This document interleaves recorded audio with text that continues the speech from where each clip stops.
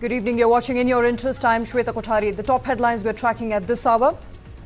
Indian equity market ended on a positive note today with Nifty closing near 25,400 mark, driven by gains in banking, FMCG and realty sectors. The Sensex rose 236 points to settle at 83,100 mark. Top gainers included NTPC, Nestle India, Titan, Kotak, Mahindra Bank and Tata Consumer Products. On the downside, BPCL, Coal India, ONGC, Adani Ports and Shriram Finance faced losses.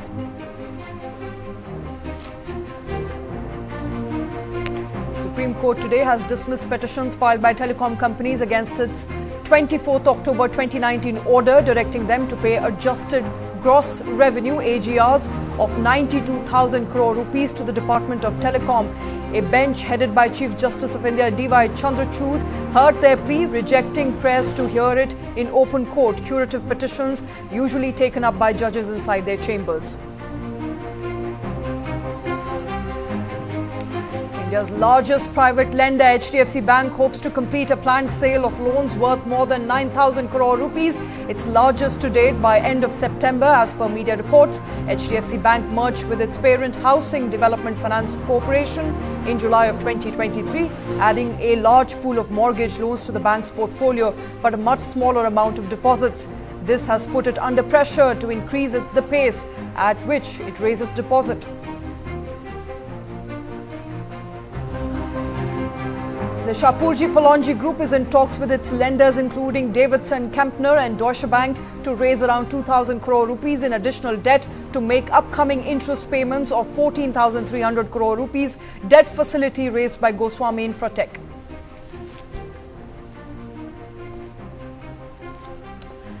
Analog Devices and Indian salt to aviation conglomerate Tata Group have signed a pact to explore making semiconductor products in India.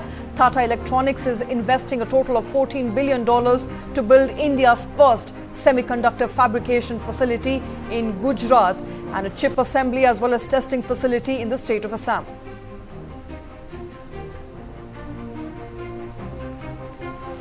Technology firm Accenture is reportedly delaying the majority of its staff promotions by 6 months, reflecting a continued downturn impacting broader consultancy sector. In an internal blog post last week, the tech firm informed employees that most promotions will be announced in June instead of the usual December timeframe.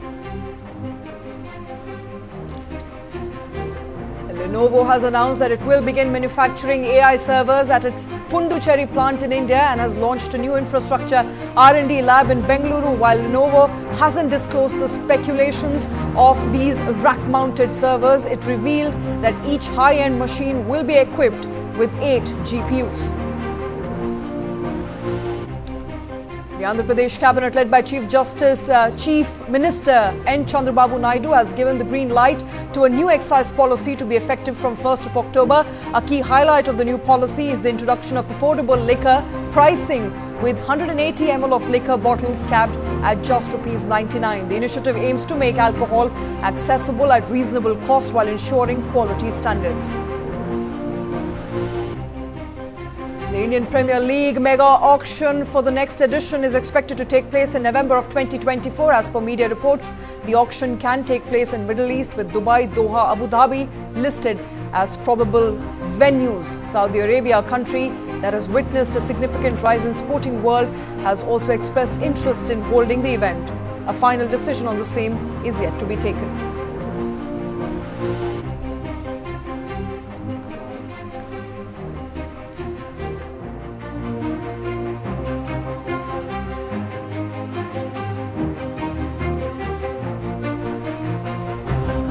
Good evening. You're watching In Your Interest. I'm Shweta Kothari.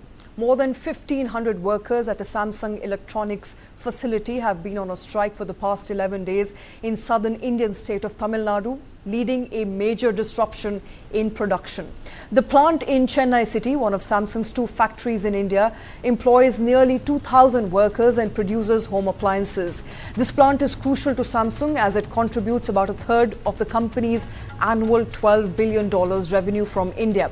The strikes have hit Samsung hard. There have been several attempts made to placate workers, but with no results. At the heart of the workers' demand is the Samsung recognized their newly formed labor union, the Samsung India Labour Welfare Union. The demand for union recognition is crucial because it allows workers to collectively bargain for better working conditions, wages as well as benefits. Now, workers are also asking for fairer treatment, particularly for contract workers. Employees argue that they are essential to factories' operations but are not given adequate wages, job security or opportunities for permanent employment. The protest is backed by Centre of India Trade Unions, the CITU, which has called for government intervention. They argue that Samsung has ignored labour laws and suppressed workers' rights, particularly concerning unionization. Now, CITU also alleges that workers at the plant were being pressurized to finish each product like a refrigerator, washing machine or a TV within only 10 to 15 seconds. They were expected to work non-stop for 4 to 5 hours at stretch and do their jobs in unsafe conditions. The contract workers also feel that they are treated unfairly compared to permanent employees, despite contributing equally to companies' production output. Now, workers earning an average of 25,000 rupees a month are also demanding staggered increase in wages that would lead to a total of 50% increase over the next 3 years. Many of these workers have been on contracts for years, but Samsung has not offered a pathway to regular employment, keeping them in a precarious position.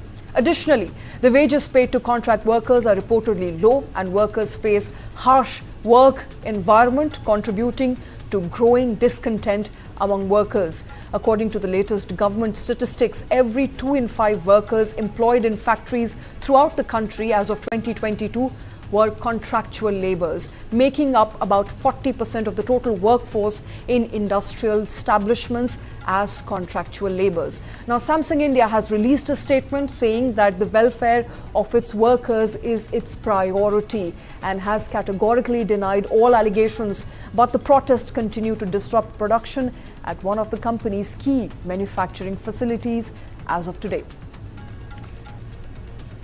Now, in continuation with that tragedy, shifting focus, the tragic death of 26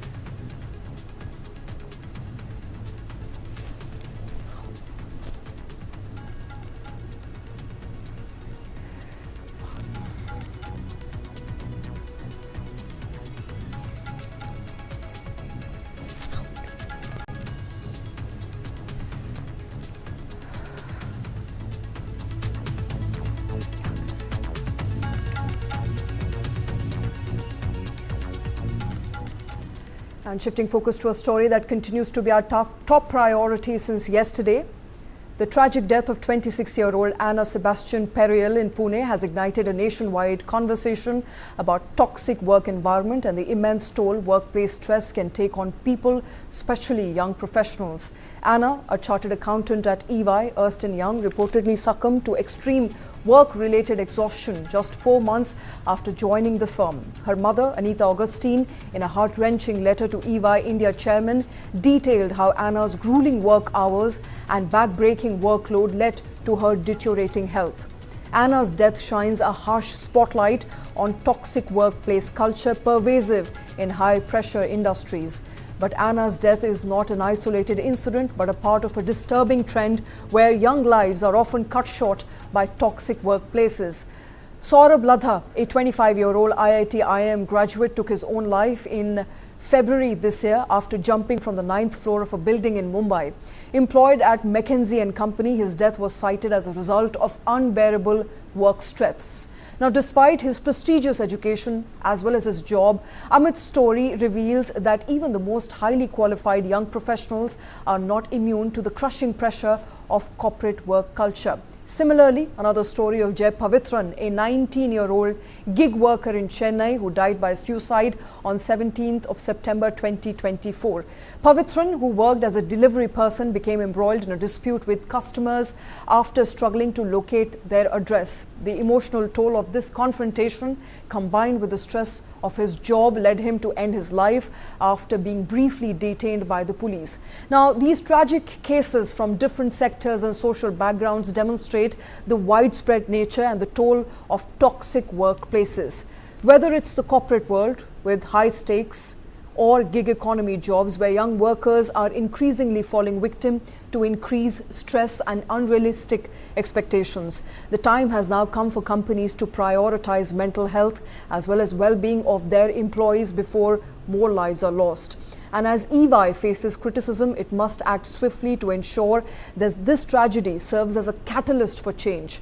Companies must enforce work hour caps, provide robust mental health support, and make senior management accountable for employee well-being. The corporate world must be held to a higher standard where human life is valued over output.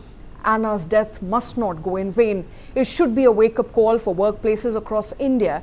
And will it be one? We'll of course have to wait and find out. Joining us on the show is Amit Jain, CEO, HR Solution Team Leads HCM. Also with us is Aditya Mishra, MD, HR Services, CIEL HR. Gentlemen, thank you very much for taking time out. I want to first begin with you, Amit. Anna's death becoming a talking point all across the country, from every social media platform to workplaces. Do you believe it will finally serve as a wake-up call for corporate world?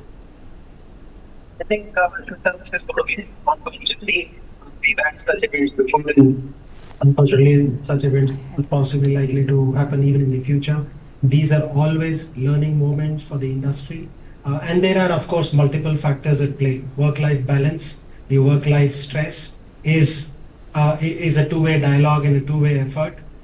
Often what meets the eye is only a little part of it. It is an iceberg with a lot of it actually below the surface of the water. So it requires deep introspection, and most importantly, what it requires is a practice of measuring, analyzing, and then taking actions to ensure that the organization's employees are not just productive, but also happy and able to strike the right kind of work-life balance. So it's an ongoing journey. I don't think one event is going to really be a silver bullet to this age-old problem. All right. Let me also quickly get in Aditya into this conversation. Aditya, I think, obviously one incident is not going to change much, but this has finally ignited a conversation on what cost of a toxic workplace or a work culture is on human life. Now, Anna's case is not alone, and I quoted a series of cases that have come to light in just past 6 months. What should an employee, and I want to understand from an employee's point of view, do at this point in time? Because there are two conversations happening on social media. One is where, of course, EY as a company is to be blamed for fostering a work culture. We don't know whether it was one department. We do know that EY has denied, that this said particular employee was under any undue pressure.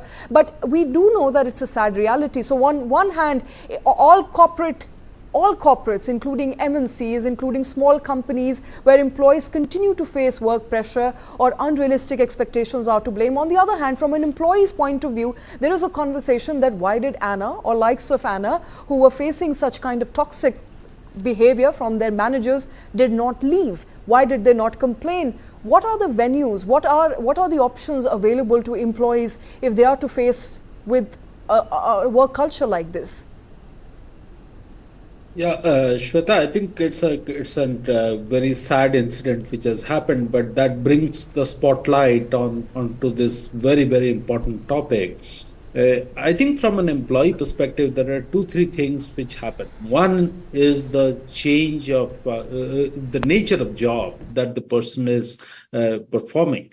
The person, out of his or her own interest and choice, signs up that job, and the job comes with its pluses as well as minuses.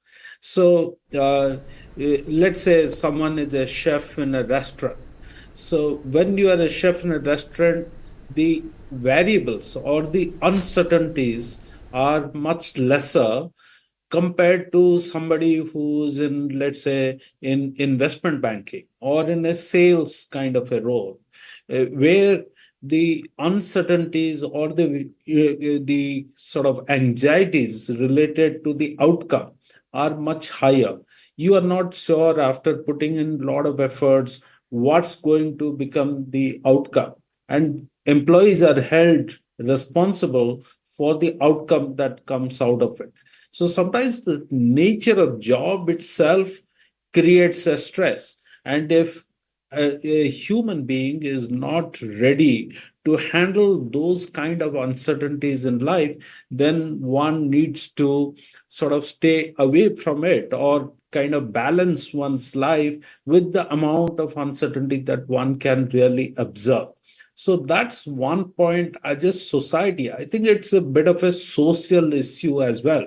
The way our society is transforming or slowly evolving, if we notice that today the support system for individuals is very, very fragile and weak because of several reasons. Aditya, Because of, sorry to cut you short. I do have a quick counter question to that. You're right. I mean, one should not bite more than they chew. But how do they really know that they're getting into a workplace that's going to be very, very demanding? And I'm not really talking about high pressure jobs. I'm talking about working beyond stipulated hours. I'm talking about calls that go on for hours beyond your scheduled or stipulated, as per labor laws, 9 hours of work, and that go on, and the work that extends to weekend, the conversations and the work that is given to you verbally, which in this case really happened, where Anna's mother wrote about how Anna was given work over the weekend where she did not really have time for herself at all. So I'm not really talking about high pressure job. I think we all sign up for jobs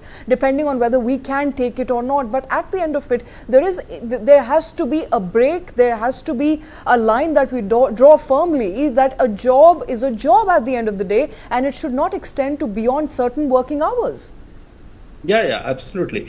I mean, there is, that's why I pointed out that it's the nature of the job. And in this program, just a few minutes ago, we were talking about the strike in Samsung, right? So there the workers probably are not really talking about the work hours. It's possibly the expectations, the way the machines are configured, the amount of rest which is given, allowed to people, and things like that. So one is this nature of job. Today, many corporate jobs in India, at least, have become so integrated. Work and life have become completely integrated. I mean, the work hours, the concept of work hours of 9 hours, 45 hours a week, and all of that has sort of completely vanished. And in large cities like Mumbai or Bangalore or Delhi, where people have to travel as long as 4 hours a day for the commute, daily commute, then where is the time for Absolutely. socialization, and where is the time for the social infrastructure And that so I I'm want to talking ask about? at this point, and let me quickly also get in Amit into this conversation. Amit, what should the companies do? What should the corporates do? Do you think it's about time for corporates to also start taking responsibility for the health and well-being of their employees? Because we do know that EY has a policy for protecting their employees' rights, the human rights of their employees. We don't know in this case whether that policy was put to use, because a lot of it really depends on the culture of a certain branch of an organization. Sometimes it really depends on the manager that you're reporting to. But how do you really enforce a policy which protect rights of employees? So absolutely, employers have the obligation or the responsibility of looking into this subject and doing something about it. How do they protect the rights of the employees? I would say it starts by making sure that the leadership is sensitive to this subject, and they take steps to measure what's the level of work life, what is the kind of culture that is running in the organization, and where they need to go. I think measuring that, Shweta, I believe is absolutely the first step. And once you measure whether it is through HR Connects or employee surveys, you get data and you figure out what is it that we need to fix. And that is when leaders need to start leaders have to get sensitized to what is coming out of that data, and then they need to take the appropriate action. One of the first steps, I would say, leaders and organizations have to do is to lower the stigma around talking about these subjects. Typically, an employee is hesitant to talk about his excess work pressure. And an organization may not realize that while employees are more than willing to stretch beyond normal work hours on weekends, on occasional basis, when that becomes a sustained pattern, it is something which the employees are usually not very happy about, and they don't want to carry on doing that on a day-to-day basis. Exceptions is fine. Everybody understands that, right? So I think that is where employers have to make sure that the leaders are measuring this, analyzing this, and taking action. And those actions can simply be making sure that there are wellness programs, there is conversations ongoing on this subject between employers and employees. And finally, for example, flexible work hours is one of the great things that most organizations should ideally enable. You're working the same hours, but the moment you give flexibility, and Aditya talked about 4 hours of travel time. If somebody could travel during off peak hours, he might instead of traveling 4 hours a day, maybe he can do the commute in 2 hours a day. So those kind of things make a lot of difference. So making your employees' lives easy, that is the expectation, of course, of the employer. But what do the employees do? I want to come back to you, Aditya, on that question, because, we were having this conversation. Everybody I know around me is having this conversation that you don't really have a choice. Most of these companies don't have a forum to really address employees' concern. That's number one. Number two, they fear backlash from their imminent manager and the higher up, so they are not able to voice out their concerns around overwork. What options do employees really have? How can they really pick this up and voice their concerns without being singled out, without hurting their employment chances, knowing that the job market is very tough today? Yeah, absolutely. I think it's very unfortunate that many organizations don't have that kind of an open door policy or that kind of a psychological safety in their workplace so that an employee can raise one's concern. So that's very unfortunate, but I think all progressive organizations are coming forward and taking more proactive actions these days. Many organizations have started offering wellness programs, mental health consultations to their employees, and more, as I was saying, that the socio-economic changes which are happening, families are a lot nuclear, and because of the kind of places that we live in and where work is available, we spend a lot of time at work and with colleagues. So we don't really get an outlet. Employees don't get any outlet to sort of let their stress be shared with others. They don't have listening posts that where they can go and share this. Some organizations have taken some very good work. Recently, a few months ago, we did a study amongst employees of about 500 plus organizations, and we saw that 50%, more than 50% respondents are saying that their work-related stress has gone up and they are struggling with mental. Absolutely. And those numbers are quite in tandem with what other surveys are also saying. And before I close the show, Amit, I want to come to you with a direct question. We've run out of time on the show. We've heard with what happened to Anna, it's made a lot of people angry. But as I see it, there are lots of problems and we can count on these problems, but very few solutions that come by the way of drastic changes when it comes to workplace reforms.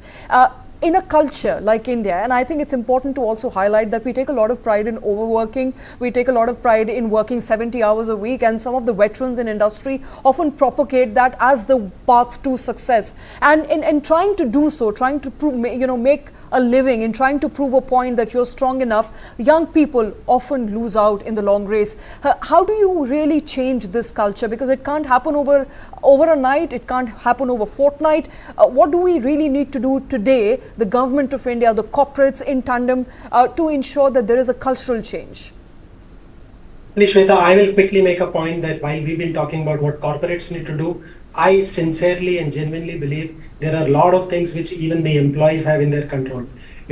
Focusing on learning techniques that improve productivity, focusing on learning how to manage expectations and stakeholders. I think these are key skills, and if these key skills are adapted and improved upon, it actually reduces the work pressure, stress, and the toxicity in the workplace. Finally, I think all employees, whether young or middle-aged or old, I think they need to remember that ultimately we have to all deal with work as a part of a larger circle called life. So managing resiliency-related skills, managing our health, managing our relationship, and work together. Ultimately, these are multiple balls that we all have to juggle. So I would say I completely agree. Corporates have to do a lot of steps, be very sensitive, measure and analyze and action. I do believe what we've not talked of enough is there are a lot of things that employees can do to reduce these kind of work pressures on them. Absolutely. Amit Jain, Aditya Mishra, thank you very much, gentlemen, for taking time out, for joining us on this show. As I said, Anna's death must not go in vain. It has sparked a conversation, perhaps will be a wake-up call for all workplaces as well as for employees to say enough is enough when work comes home, or when work gets too much to even bear and spills over the weekend and there is no work-life balance. I think it's a joint responsibility of corporates as well as we as workmen to ensure that we draw the lines when it comes to our work. But with that, we've run out of time on the show. Thank you very much for watching.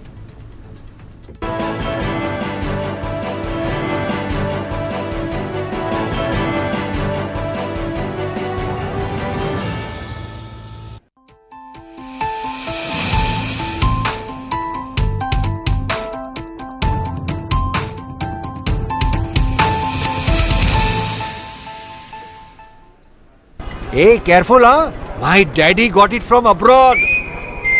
Hey, disaster! How will you pay for the loss now? In stock market, you should take risk as per your capacity and knowledge. Trade in options very carefully. Wow, Dikra! Absolutely perfect. Take risk with full understanding. सोच कर, समझ कर, invest कर. Have not quite lived up to their pre-tournament billing, delivering a series of less than convincing performances. With 2 draws and a solitary win, Your son will be Messi. not quite lived up to their pre-tournament. No studies, just football all day. Less than convincing performances. With 2 draws and a Go, my son, go. Make my face shine through playing football. silence the critic. Not only your face, but also the countries. I will conquer the world by playing football. Come, let's go to Germany! World's largest football talent hunt, News 9 Indian Tigers and Tigresses. In association with DFB Pokal, Bundesliga, BBB and India Football Center. Train and play matches in Europe. Register now and fly to Germany. IndianTigersandTigresses.com.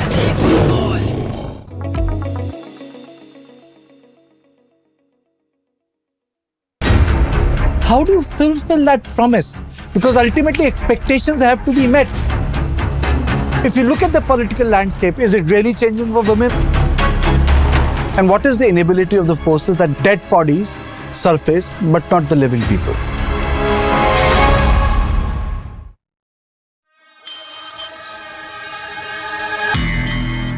Someone suddenly, unexpectedly hugged me from the behind. Even he kissed me forcefully. They had a overconfidence that these ladies will never come in front of the public and tell they were abused. The villains in Malayalam film industry. When that Hema committee so many girls came forward. I also got confidence. I have to remove his mask.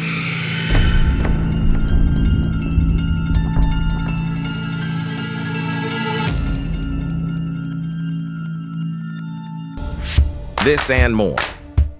Streaming on News 9 Plus. News is now content. Subscribe and get free vouchers. Give it to me, pass. We'll put new glasses in the windows and they keep breaking it. This is the 4th time you are playing football throughout the day. Will you win the world by playing football? Yes, uncle. I will now conquer the world by playing football. Let's go to Germany. World's largest football talent hunt, News 9 Indian Tigers and Tigresses. In association with DFB Pokal, Bundesliga, BBB and India Football Center. Train and play matches in Europe. Register now and fly to Germany. IndianTigersandTigresses.com.